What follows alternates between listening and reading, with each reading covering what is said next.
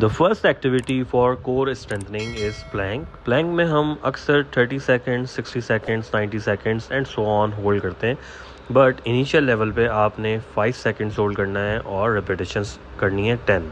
ठीक है, इसके आप 3 सेट्स और 2 सेट्स परफॉर्म कर सकते हैं। ठीक है, आपने किस तरह से होल्ड करेंगे, रिपीट करते हैं 1 2 3 4 5 एंड रिलैक्स। अब सेकंड जो हमारी एक्सरसाइज है फॉर कोर स्ट्रेंथनिंग, वो है उसमें आपने बॉल यूज़ करना है, जिम बॉल। अब आपने अपने टोस पे और अपने नी के ऊपर वेट शिफ्ट करना है और आपकी हैंड प्लेसमेंट बिल्कुल एज ऑफ द बॉल होगी। जब आप बॉल को मूव करेंगे तो आपके 4 आर्म जो है बेसिकली उसके ऊपर रोल अप होंगे।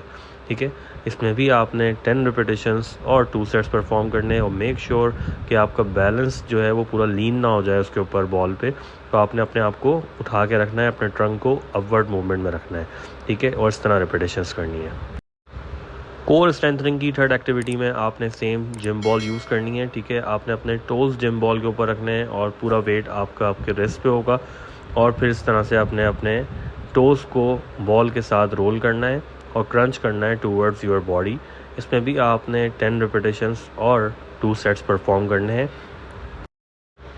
जो फोर्थ एक्टिविटी है हमारी कोर स्ट्रेंथनिंग के लिए, उसके अंदर आपने कोऑर्डिनेशन मूवमेंट करनी है। इसके अंदर आपने अपर और लोअर का कोऑर्डिनेशन करना है, जिसमें आप अगर राइट आर्म यूज़ कर रहे हैं, ठीक है, तो उसमें लेफ़्ट आपकी लेग यूज़ होगी। तो इस तरह से आपने कोऑर्डिनेशन एक बनानी है और कोऑर्डिनेशन के साथ ही इसको मूव करना है। आपके दोनों फीट्स जो हैं वो हवा में ही होंगे, नीज़ भी आपके ऊपर होंगे ताकि कोर इंगेज रहे और ऑल्टरनेट आर्म और लेग्स आपका मूव होगा। 10 reps and 2 sets.